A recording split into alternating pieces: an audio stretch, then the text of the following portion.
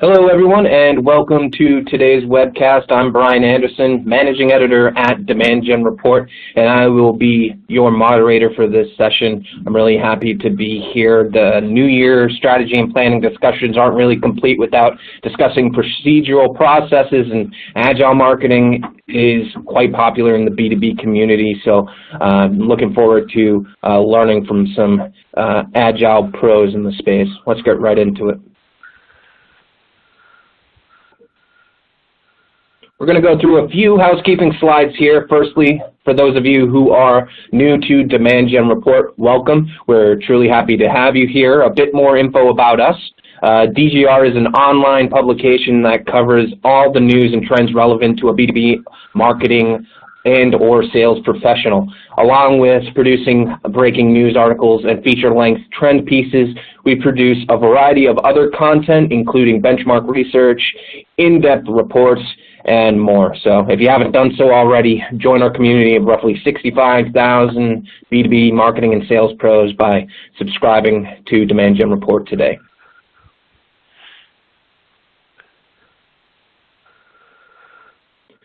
Also want to ensure everyone on the line today saves the date for our annual B2B Marketing Exchange taking place this upcoming February in Scottsdale, Arizona. Go to b2bmx.co to get more information about the event and sign up for updates as we announce speakers, session topics, and more.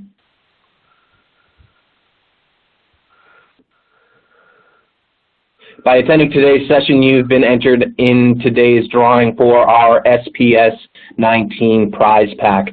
Throughout the series, we're hosting a special sweepstakes where attendees have a chance to win some pretty sweet prizes, such as a Withings Move hybrid smartwatch, Xbox One S, a new pair of Apple AirPods, and obviously passes to our upcoming B2BMX event this February.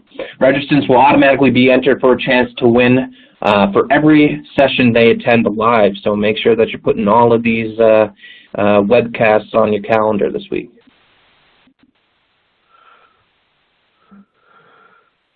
Today's presentation, if you haven't noticed, is hosted on the On24 platform. During the presentation, you can access all the info you need from the platform toolbar.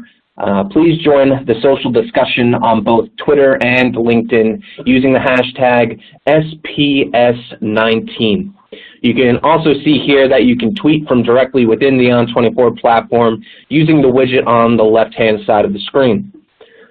Also, don't be afraid to ask our presenters questions. They're really smart people, I promise you. So if you want, you can go ahead and do so, ask a few questions via the Q&A widget on the top right corner of the screen. Today's presentation is slated to run about 25 to 35 minutes with 10 to 15 minutes for the following Q&A.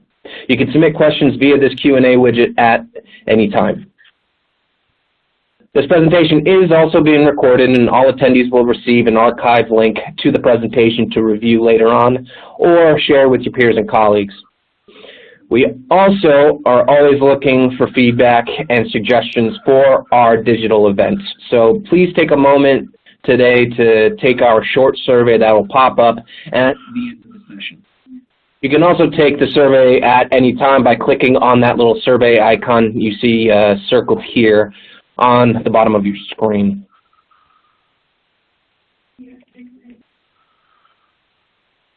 With all that said and done, let me introduce today's speakers.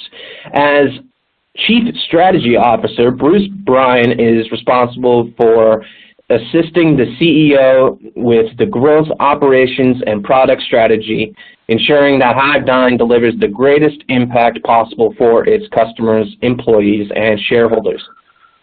Bruce spends much of his time meeting with potential customers, existing customers, and partners, ensuring that Hive9 delivers on its promise from the earliest interaction with prospects through to their ultimate successful implementation and advocacy as a customer.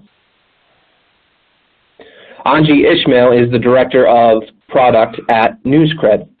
Angie's role is to make sure that NewsCred's product roadmap and strategy reflect the needs and requirements of their customers.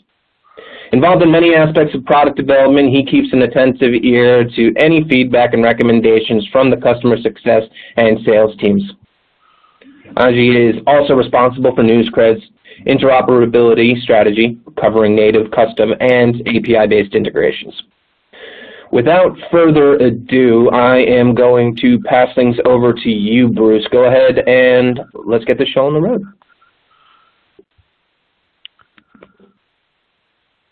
Thanks, Brian. On behalf of Audrey and myself, I'd like to thank you for that kind introduction and say to the whole audience, let's get started.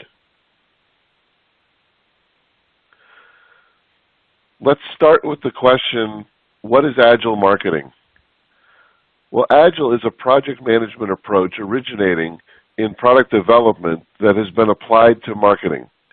In theory, Agile marketing utilizes small teams and frees them from the traditional structures that stifle innovation and hamper adaptability. The concepts date back to Lockheed Martin during the Second World War, where Skunk Works projects were allowed to progress unencumbered by rules, policies, and procedures. Today, we'll walk through the most important concepts of Agile, as well as how those concepts apply to marketing in a demand generation construct. Specifically, we want to examine how these concepts impact the marketing planning and content development processes. There is a broadly held misconception that Agile equates to freedom and a lack of rules, when in fact it is more akin to flexibility and a lack of constraints. Many people think that Agile teams don't have to plan, they just have to do. This might sound wonderful on the surface, but we want to be very clear. Agile is an advanced approach to project management that requires better visibility into plans, more flexible and dynamic methods of updating and changing plans, and an ability to sometimes shift resources rapidly to adjust responsibilities in order to meet the needs of the updated plan. That's right, we're talking about a methodology that requires better planning discipline and better systems to support it. The impact on content is even more profound, since work might already be in progress that can't be undone. Let's begin with the key principles of Agile marketing.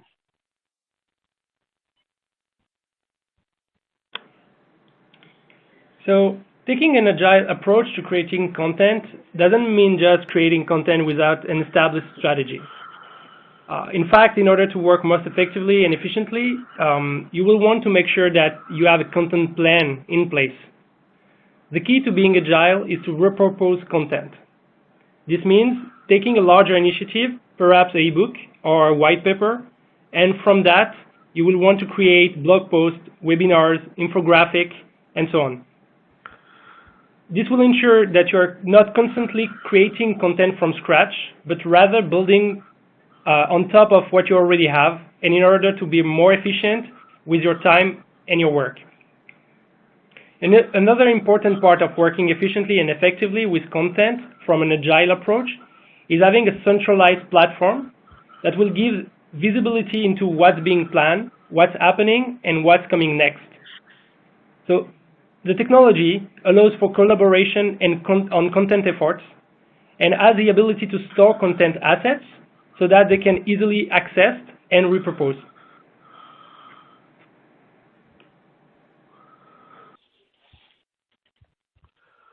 Planning still begins with a campaign framework and an understanding of the overall business strategy and how demand should be generated to reflect that strategy.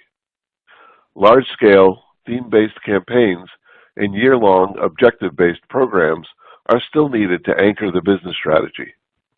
It is the tactics that are left to the Agile planners, giving them the freedom to bring the programs and campaigns to life as they see fit, adapting to the needs of the market and their constituents throughout the year. If I want to move a tactic in or out by a couple of weeks, one sprint, I need to understand how that impacts the entire plan, what resource commitments have been made, what can be undone, preserved, or set aside to accommodate the change. If you're planning in spreadsheets, That last statement probably made you cringe. If you're going to go Agile, you should really be considering a more collaborative and centralized solution for planning that can help you understand the impacts of change, keep your plans aligned to your business strategy, and ensure that they will still produce the desired results. Forecasting plan results requires an underlying revenue model that most spreadsheet environments can't support.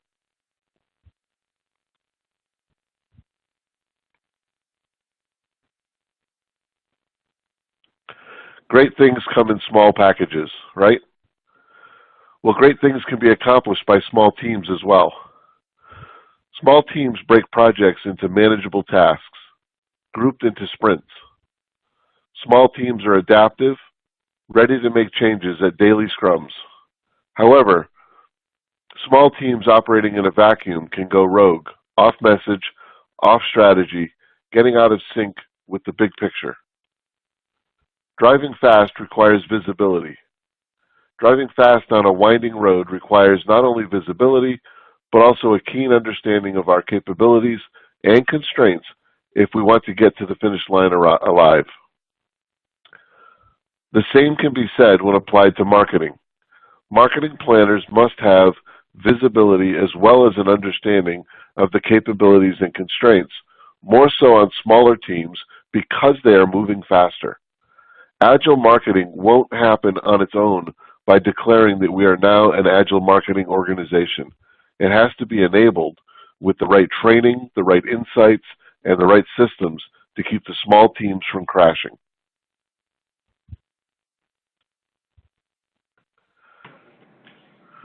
Indeed, working in small cross-functional teams, as we call it, Scrum teams, can have great impact on your content planning. Not only does it ensure collaboration, but it also ties back to time and work.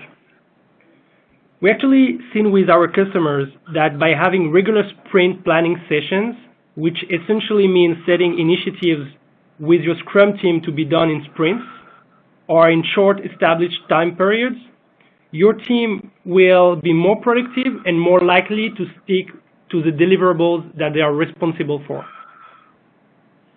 You should also have quick daily meeting with your Scrum team. So this is called daily Scrum, where each member should provide their updates on the sprint. This will help your team to make adjustments to the content plan if necessary. The key is to be as communicative and collaborative as possible with your Scrum team. So you might be wondering who should be part of the Scrum team, especially for content planning. So it really depends on how your organization is set up. We've seen with our customers different way of Scrum teams are set up. But for example, it might be comprised of content manager, designer, demand generation leader, social media manager, and a digital marketer. The idea is to cover all aspects from content planning, creation, and publishing.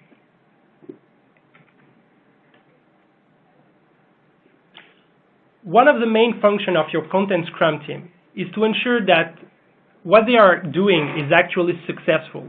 And more importantly, if it's not, what they can change to make it successful. To do this, there should be regular sprint reviews and retrospectives, where your team reviews the work done in the sprint and decide what was done well, what wasn't, and what should be changed, improved. So how does it fit into the context of content exactly? So the idea is to make dynamic iteration is essential. We have a customer who created an informative, high-value 30 pages white paper, but the actual conversion rate was very low. So the Scrum team discussed in a sprint review and went back and made the actual changes to the content dissemination plan. So it turned out to be a combination of the promotion email missing the mark and a lack of traction on social media. As an Agile marketing organization, they recognized this and made changes in order to boost conversions of that specific piece of content. They created an infographic for social media and changed the design and content within the email. This is having an agile approach. So it made it easier for them to make dynamic iterations on their content, and which obviously boosted their performance.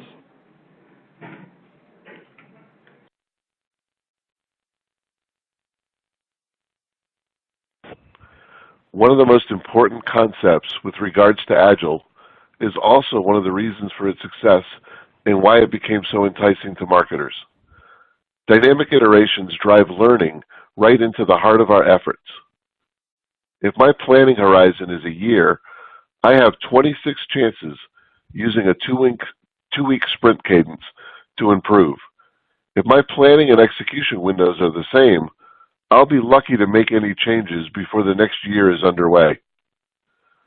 One of our customers has completely eliminated their marketing QBR as an obsolete practice in favor of the retrospectives associated with the sprints.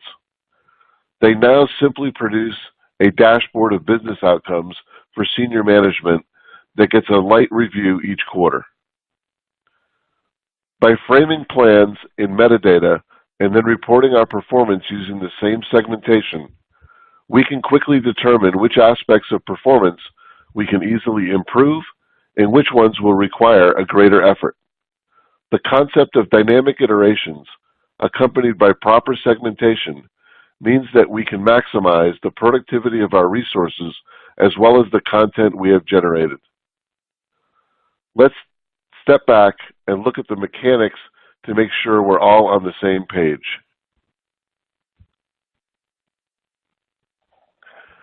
These are some of the fundamental concepts of Agile that marketers need to understand. The owner is the marketing leader accountable for the results of the Scrum and their sprints. The retrospective replaces the QBR as the primary mechanism for learning and happens 6 times as often with a lot less pomp and posturing and preparation. The QBR can therefore be upward-facing and at a much higher and concise level. A Scrum is actually the small team cross-functionally working together to achieve the goals of the sprint. The Scrum Master is a seasoned project manager versed in Agile who ensures that the processes are followed and that constraints are removed or mitigated where possible. A sprint is a fixed amount of time, usually 2 weeks, during which a variable amount of work is completed. Teams that struggle to execute all sprint tickets within the sprint should shorten the duration and scope until they can effectively deliver each sprint on time. Once successful, sprints can be extended as long as production does not suffer. The daily stand-up, often also called the daily Scrum based on the team that is part of it, is a short, up to 15-minute daily meeting where accomplishments are reviewed and obstacles are identified so that they can be addressed. The addressing of the obstacles needs to happen outside of the sprint. It is very important to not try to solve obstacles during the stand-up. It is for identification only. Finally, the user story is a simple narrative of the work to be completed, for whom and why. Let's look now at some of the opportunities that can be addressed by Agile marketing with some customer stories that reflect the same.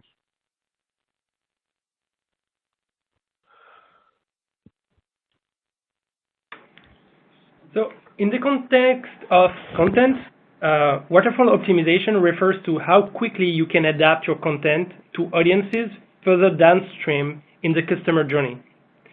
Usually people build content for different purposes, and your team needs to be able to pivot quickly and create the content that's needed in order to nurture potential customers from the top of the funnel through to the bottom. For example, another customer of ours brought someone into their funnel. It was with a top of funnel piece of content, a blog post. Then that person downloaded a gated white paper. So their business development representative reached out, and the prospect then asked for an ROI calculator to see if our customer's product could provide an ROI for them.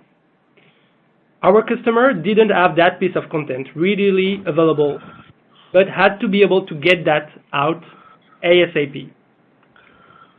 So if you are agile, you should be able to execute on the content that supports a full funnel strategy and be able to quickly adapt to incoming requests like our customer example. Essentially, it's up to your organization to determine where the bottlenecks are that might be preventing the creation of time-sensitive content and make adjustments accordingly. For instances, like this one, our customer found it helpful to have technology that allows members outside of marketing to submit work requests should they need a piece of supporting content that isn't otherwise part of the content team plan. So in that case, they were able to incorporate the ROI calculator into a sprint and get the piece of content to the prospect. This is what it means to be truly agile, to support waterfall optimization with content.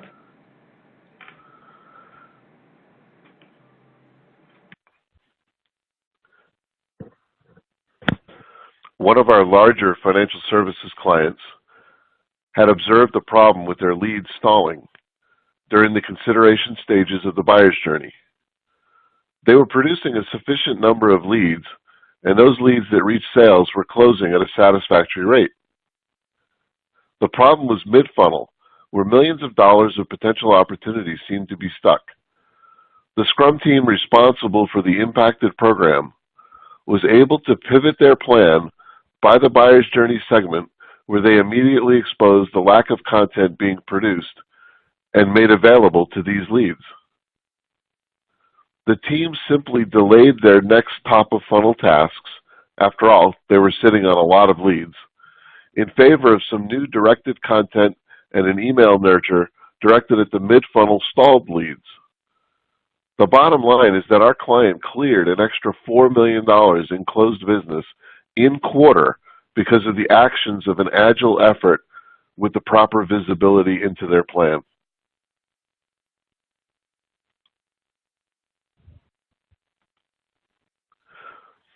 When we think about special initiatives, one of our electronics components manufacturers was seeing extensive growth in one of their product lines. It soon became clear that the growth was putting a strain on resources that were beginning to balk at the number of requests for references. One of their agile marketing teams saw an opportunity and requested approval to launch a new customer advocacy program. While they did have to get approval for a whole new program and required some funds and resources to be shifted, it was the Agile team's visibility across the entire plan that enabled them to not only make their case, but to even identify a couple of low-impact areas from which to draw the funds. Once approved, the team quickly adjusted their sprints, spinning up a whole new program across just 2 sprints, identifying successful customers that were interested in becoming promoters. The combination of high visibility systems and an agile culture enabled a fairly large initiative to get launched within a short window.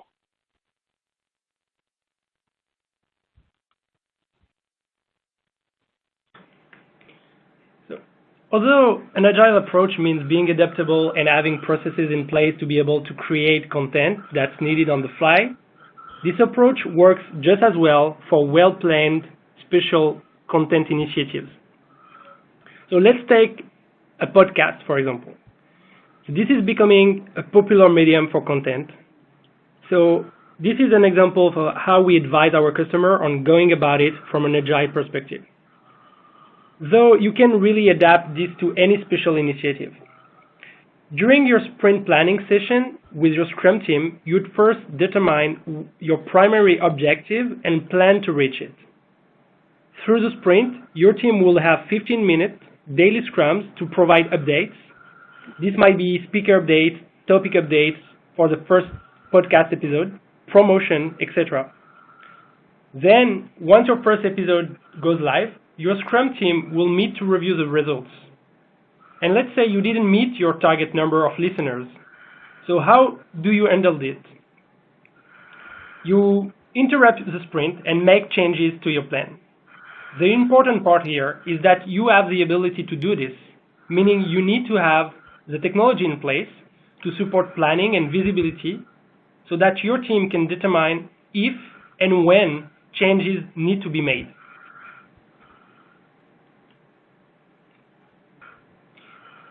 In terms of content production, planning and collaboration are key. While there may be pieces of content you can plan for, think about the ROI calculator example I was mentioning earlier, the majority of your content production should be strategically planned and collaborated on. This is a process our Agile customers use to produce content. So they will usually start with ideation. They use software that gives their team visibility into what keywords they should be targeting and help them to identify where there are any competitive gap. Once they have decided on the content they need to create, they need to start planning with a brief that can easily be shared with their writers, freelancers, content producers, designers, and actually whoever is in charge of creating the content. Agile marketing organizations need complete visibility into what content has been created and what content is being planned or about to be published. This is to eliminate duplicate efforts.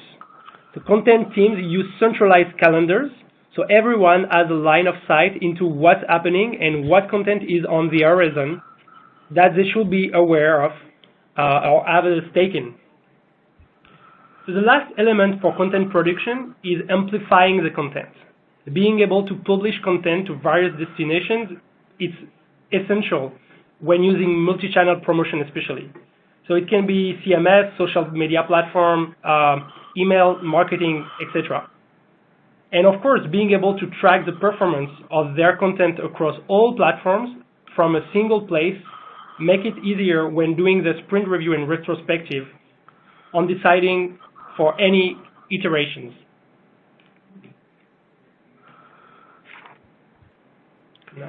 Content that is produced as part of an overall plan can get additional utilization, especially when that additional utilization is also planned up front. More importantly, by using smaller teams and breaking the work up into components that can be delivered during sprints, we are creating the natural building blocks for repurposing. Slides can have scripts written for them or recorded during a webinar.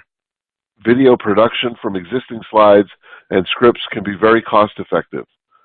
Blog posts can repurpose content as well. Once repurposed, multi-channel delivery mechanisms can ensure that assets reach the maximum audience. Take advantage of the outcomes from Agile, especially the components being built as part of a larger content asset. The components might be purposefully built into new and exciting assets that could be channeled through additional outlets. This allows us to create a significant amount of leverage in our content production by utilizing these Agile concepts.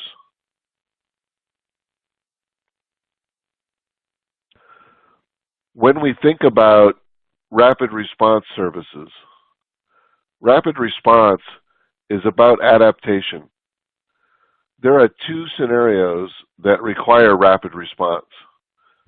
The first is to capture a recognized opportunity, and the second is to make a course correction.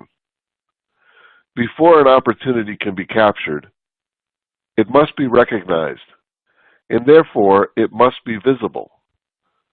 By deploying a marketing performance management solution that can stack rank the performance of both assets and promotions, our customers can identify outperforming areas in order to either duplicate their success or simply to extend it. Course correction, on the other hand, involves the identification and admission of a problem. Again, by stack ranking performance, we can show areas where we are likely to fall short of our goal, enabling us to redirect those resources to a Scrum that can take advantage of the additional funding. It is the combination of rigorous planning with the adaptability of Agile that, when combined, can produce these amazing results.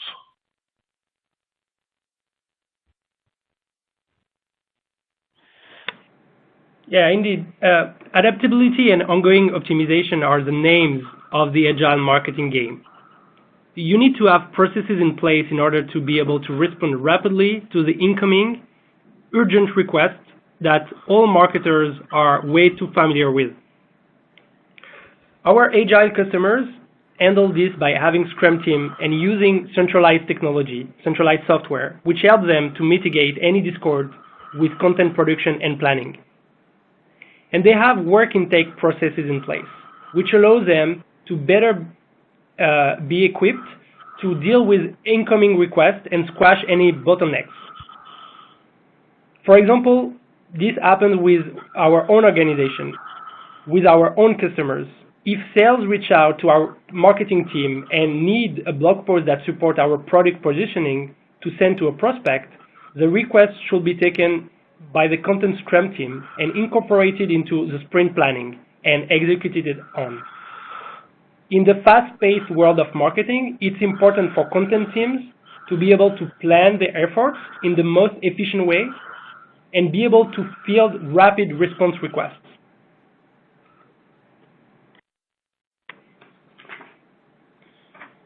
If you take anything away from today's webinar, take this. Being agile doesn't mean being reactive and not planning. It won't fix an already broken situation. Agile marketing is an approach for frontrunners and mature marketing organizations with advanced capabilities and planning content, both within their processes and their use of technology. From a content perspective, having a documented content plan and a culture of collaboration are the foundational layers of agile marketing. Once you have a strategy and cross-functional collaboration down, you're ready to embark on an agile approach. Our customers have seen success with breaking into small teams to execute on sprints and building in processes for dynamic iteration and adaptable responses.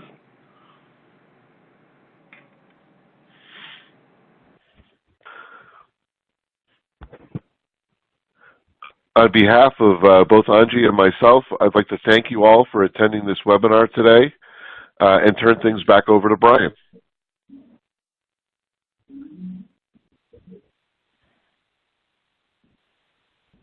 Excellent. Thank you both Bruce and Angie for such a great presentation. A crash course in Agile marketing is always great for helping folks new to it learn more, and also even a good refresher for folks like me who have been dabbling in the Agile approach for the past couple of years now. So really interesting stuff. We have a lot of great questions coming in for the Q&A, but before we get to them, here's another friendly reminder to please take our short survey and share your thoughts and feedback with us about this session and the series as a whole.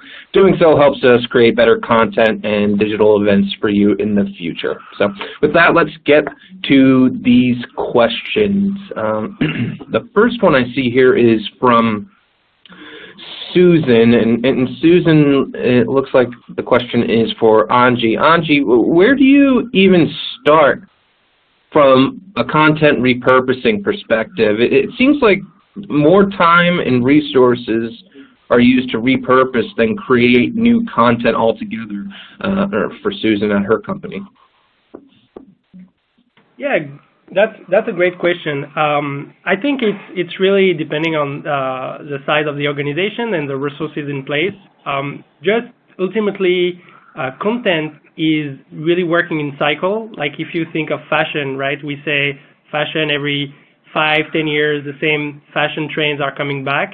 And in content, we always talk about evergreen content. So this is like content you can deliver at any point in time, and they will be useful because they just address topics that everybody wants to hear about and read about all the time. And here, repurposing content is really about making this bigger piece that address very large topic and kind of bringing them down into smaller pieces that can be shared in multiple platforms. So, as I mentioned earlier, white paper that will be bringing down into blogs or into smaller social media post or into an infographic. And so, end of the day, what you want is to maximize the resource to productivity ratio. So, like, even if you're a team of just 3 or 4 marketers, if you are able to, in an agile way, repurpose your content, you're probably going to have content all the time available for your readers and for your audience. Makes sense. Good stuff. Thank you for that. The next question I have here is from Frank, and it looks like the question's for Bruce. Hey Bruce, how do I get the entire team's buy-in for a fragile frame of mind? It sounds like Frank here has a bunch of people on their team with different levels of experience, and it seems like it's hard to get the whole entire team riled around this one goal. So, Brian, that's a great question, because Agile, from a marketing perspective, is typically going to be a new concept for most of the marketers on the team. And when we talk about getting an entire team's buy-in, we can't just declare, and I've seen this happen, we can't just declare that the organization is now going to work in an Agile mindset, and that's a recipe for disaster. You have to absolutely enable your teams, which means you have to train, not only bring on Scrum Masters, those are typically outside your organization, but you actually have to train your people on an Agile mindset. So they're not going to just be explained what it is and expect them to buy in. Typically, for most organizations, you're going to carve out a piece of your plan, something that can stand alone, like customer advocacy, and create an Agile team, a Scrum, to go after that one program and train that team and enable them with the tools so that when they go and they execute and the rest of the team now sees what can be accomplished with the right tools, the enablement, the training, and an Agile mindset, they will absolutely want to buy in when they see the results. So I think you're going to have to prove your way through in a kind of step fashion that shows the team what the future can be like, and then they'll want to get on board, and then you can train the rest of them, bring on the additional Scrum Masters, et cetera. Yeah, it definitely makes sense. You can't just plant the flag in the sand and say this is what we do now. You gotta take some small steps to get something like Agile approaches implemented. Thanks for that, Bruce. The next question I have here isn't really targeted towards anyone, so I'll give you both the option to respond. This next question is from Jill. Jill asks, do you have any good Agile marketing horror stories? It kind of goes off of what Bruce was mentioning, recipes for disaster. I'm sure that there have been quite a few disasters in everyone's time. Audrey, if you like, I can go first because I've got one at top of mind here. Just similar to what we were just talking about, there are certain concepts and disciplines that are difficult to understand and are somewhat counterintuitive in an Agile environment. And the one that comes to mind from a horror story perspective is if you're unable to deliver everything you committed to in a sprint, there is a tendency to want to extend the length of the sprint. And that's absolutely the worst thing you can do in an Agile environment. A sprint is a fixed amount of time for a variable amount of work. So the trick is to either learn from your experience and reduce the amount of content that you're trying to produce in the sprint, or even shorten the sprint if the team is not yet disciplined enough to accomplish everything in a 2-week sprint, then give them a 1-week sprint and reduce the scope so that everything can remain managed within that 1 week. I have seen teams do the opposite, and what happens is the horror story becomes the reality, is they start moving to 3- and 4-week sprints, and if you think you couldn't produce everything in 2, they try to double everything and do it in 4, and what happens is this nightmare unrolls in front of you where you're missing a quarter of your plan because you're unable to get things out the door in this new environment. So that's probably the worst horror story that I've seen, is companies not fully understanding or bringing in people with competency in Agile and going in the wrong direction, and it can be bad. Audrey, you got anything? You know, that's a great example. I think on my side, what I've seen is mostly like difficulty in sizing, or like making sure what can be delivered in a sprint. Especially like new team coming to that might overestimate their capacity, production capacity. So they will think like in 2 weeks, 3 week sprint they can like achieve, I don't know, 3 white paper and like 50 blog posts. I'm saying, like, I'm just giving example. And what ultimately happens is that at the end of the sprint, we are not even 10% in there, because obviously it's a lot of work. And then it's kind of panic, and how we do that, how we push the content we were supposed to produce into the next sprint. I think sizing very well, and what we call also grooming. So it's basically making sure what we are going to do in the next sprint is doable with the resources we have on hand. I think that can become a very big horror story, to use your terms. Just to come back again on what Anji just said, that I really liked what he said about coming to grips with reality and kind of moving items from the current sprint to the next sprint. That's what it means to have a fixed amount of time and a variable amount of work.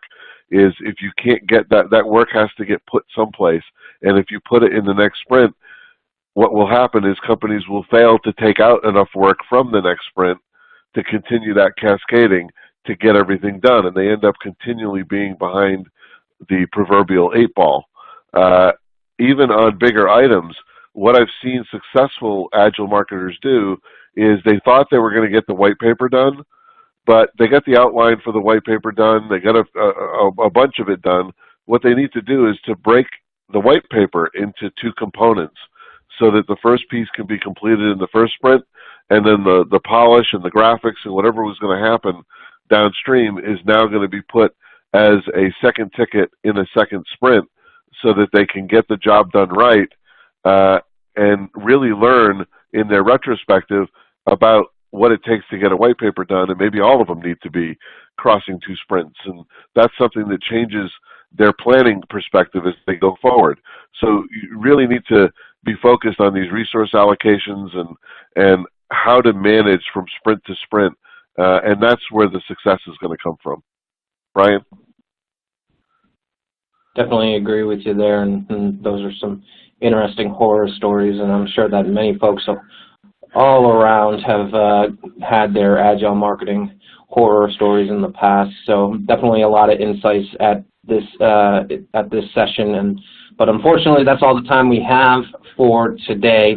But no worries though, if your question did go unanswered, we'll be sure to follow up with you via email and put you in contact with Bruce and Anji, and make sure that your questions get answered. So keep an eye out on your inbox.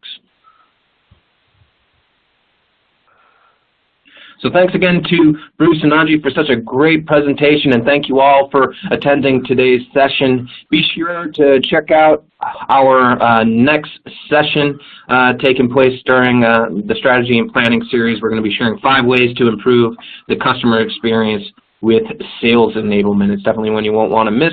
So thanks again for your time, folks, and have a great rest of the day.